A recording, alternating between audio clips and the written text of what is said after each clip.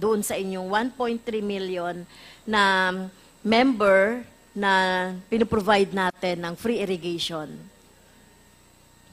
So bahala na sila magbenta kung saan-saan nila bibenta yung kanilang tanim. Yes, ma'am. Yes, ma'am. So wala kayong sistema rin. Wala pang sistema unless as of now we are trying to strengthen our cooperative so that we will... Okay. Sa DA po, so halimbawa ito, meron na tayong 1.3 million na mga magsasaka po no, na binibigyan ng free irrigation.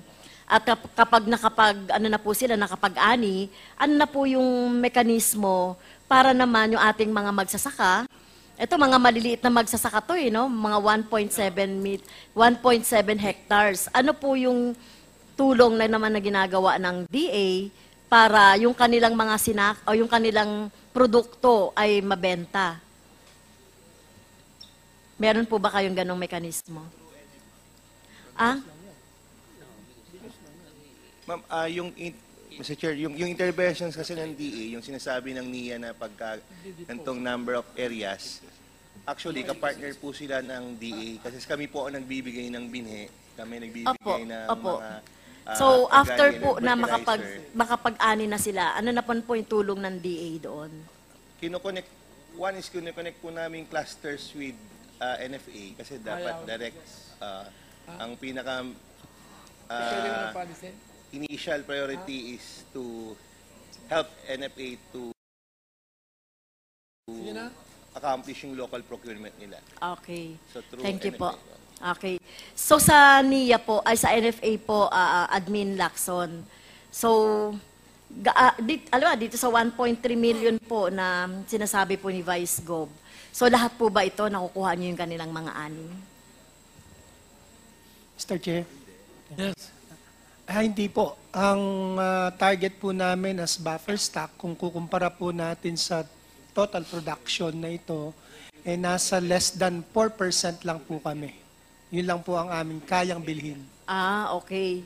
Less than 4% lang noong mga inaani ng mga magsasaka. So otherwise, ito ay mapupunta na sa mga middleman, sa mga traders, sa mga nagmimil.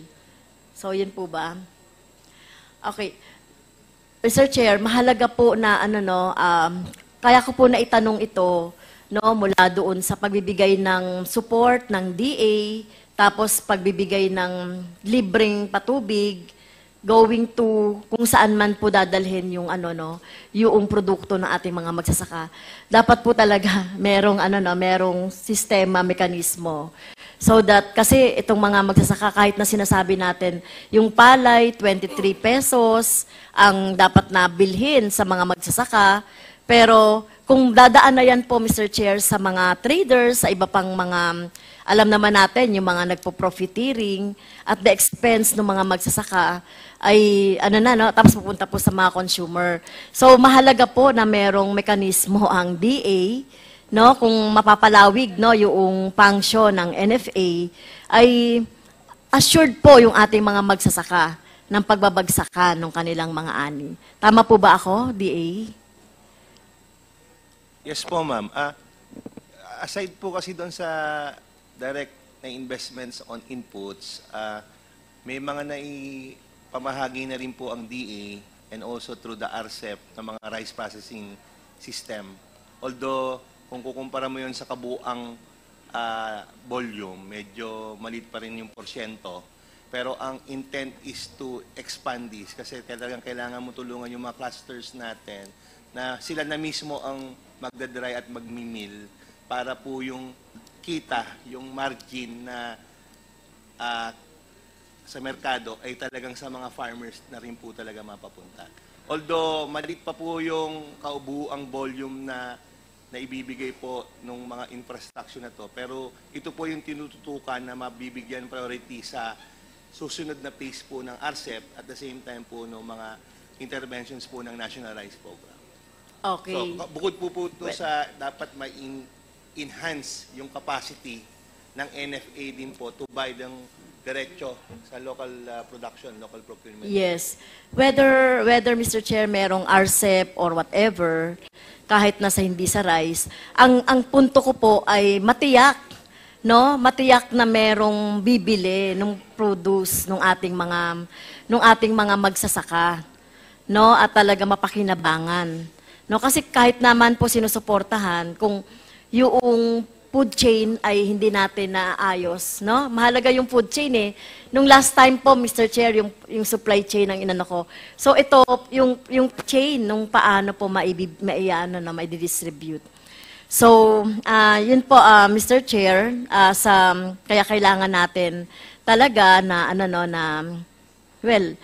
talagang expand yung ating, yung magiging function po ng NFA para matiyak na yung ating mga magsasaka ay mabibili yung kanilang mga produce, not only 4% lang po. So, yun po, Mr. Chair. Thank you. Yes. Addition lang po, Mr. Chair.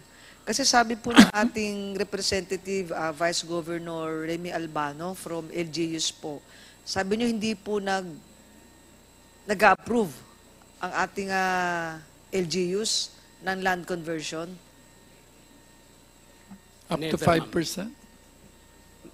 Wala naman na. Kasi meron po kasi dito, Section 20 of Republic Act 7160, that a municipality or city may through an ordinance passed by the Sanggunian after conducting public hearings for the purpose authorize the reclassification of agricultural lands. Dito, sa provincial government, sa probinsya namin lang, hindi kami pa. Sa probinsya nyo po. Wala pa Po. Pero sa LGUs po, pwede po. I don't know, ma'am. Mr. Chair, excuse me po. Yes, yes. Mr. Chair, iba po kasi yung reclassification sa conversion.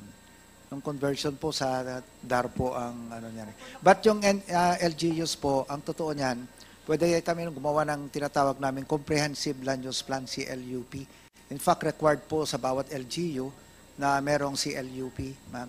So yun po yung reclassification ng land kung ano ba dapat siya.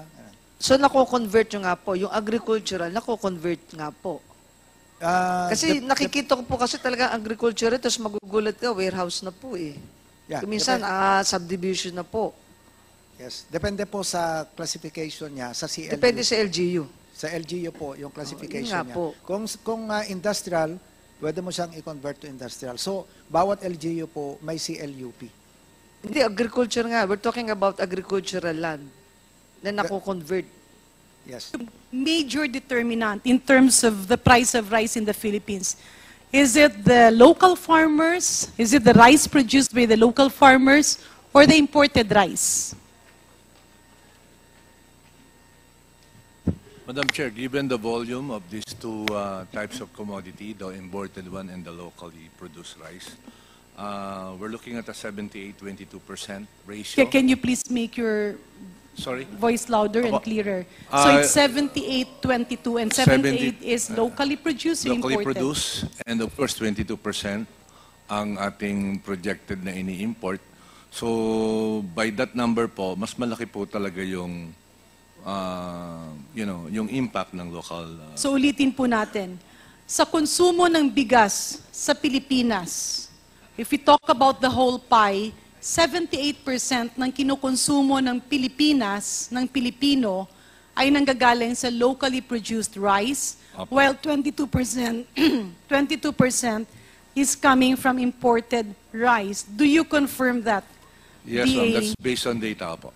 Okay. So sa ganong sitwasyon, sino po ang nagde-determine ng presyo? Yung locally produced rice or yung imported rice? Hindi po yung producer ng rice, kundi yung pong merong mas malaking, elbow room, all leg room, or bargaining power in the chain, which is normally the ones in between the consumer and the farmer. Sir, Mr. Chair, can we request our resource person to answer direct to the point? Who is the major influencer of the price of rice? I would say it's the trader and those who are in the processing. By processing, you mean the millers? The millers, opo. Ibig sabihin yung mga kapitalista ng ating farmers. Yun po yung sa tingin namin na mas may malaking influensya sa ngayon. Ilan po ang total consumption ng bigas ng buong Pilipinas on an annual basis? Kukunin po namin, ma'am, para accurate lang po yung figure. Can you confirm the figure of 16 million metric tons? That's more or less the figure that we have, Madam Chair. Sorry, that's... Mr. Chair, with all the indulgence of Congarin, yung mga sagot kasi na more or less, i-compute pa namin, tagal na sa DA to, Mr. Chair, ba't ganun yung mga sagot nila, more or less, ko-compute namin. Di ba bago sila pumunta dito, Mr. Chair, it's very unfair for Congarin na ganun sagot niyo. Precisely, Mr. Chair, and you got it right. Opo. I really do not want to ask questions anymore, but I cannot feel the sincerity of the DA family, not the secretary, but the other representatives of the Department of Agriculture who has been frequently present in the Quintacom. Hindi po kasi ibig sabihin na kapag present kayo dito ay okay na. Ang kailangan natin ay yung puso at totoo yung intensyon na ibaba yung presyo ng bigas. Because it's a basic question at paulit-ulit na tinatanong yon.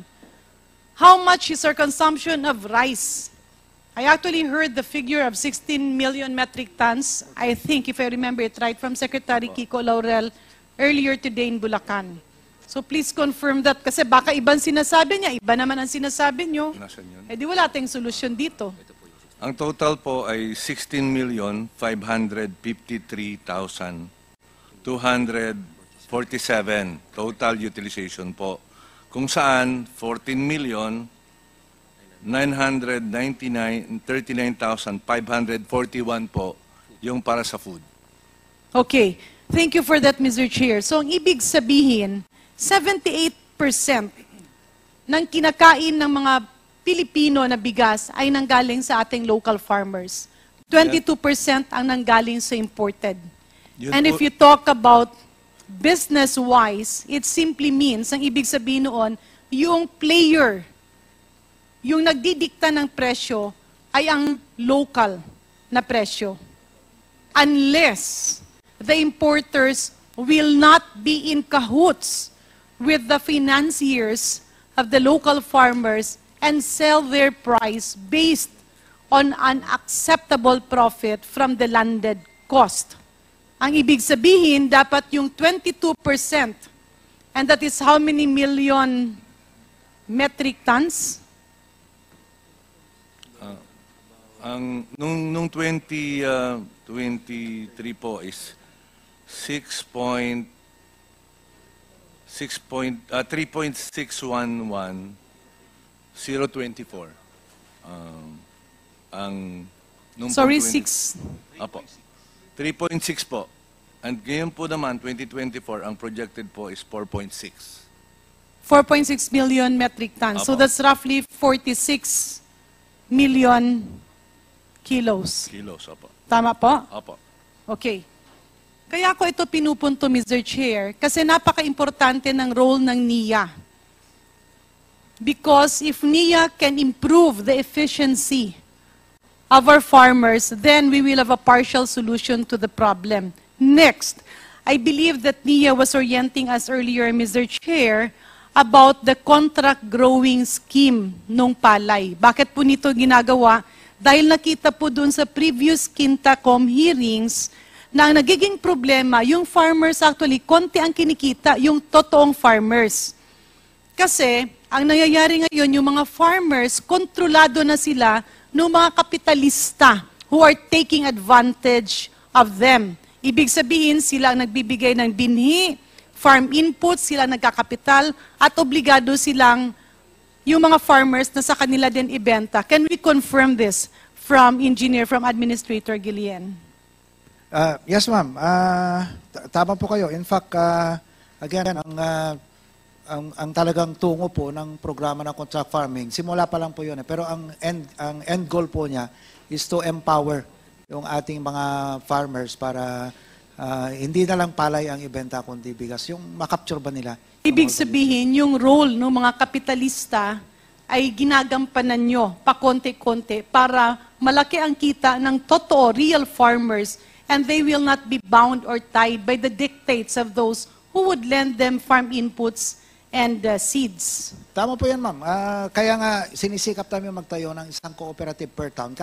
Dahil tignan nyo po, kung merong sariling cooperative ang ating mga farmers, ma-empower natin sila doon, hindi naman din natin mawawala yung mga traders, nandiyan pa rin sila. Ano po. Kasi, again, ang target natin would be, in the end, complementation, ng hindi naman competition talaga na matindi. Ano? Pero ang Ang ibig nyo lang po sabihin is dahil yung farmer ay nakatali. Because napipilitan silang umutang ng napakalaki ng interest at hindi sila pwedeng magbenta ng tamang presyo ng kanilang palay. Kaya lubog na sila sa utang, ang liit pa ng kita, pero yung kumikita ang hindi masyadong naghihirap.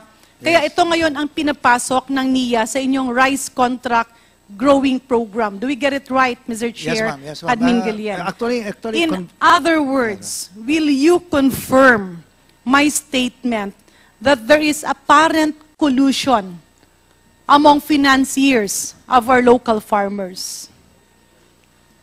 Because they're controlling 78% of the rice being consumed by the Filipinos. Well, may control kasi sila, ma'am, dahil, Ano-ano po yun, sir? pero kung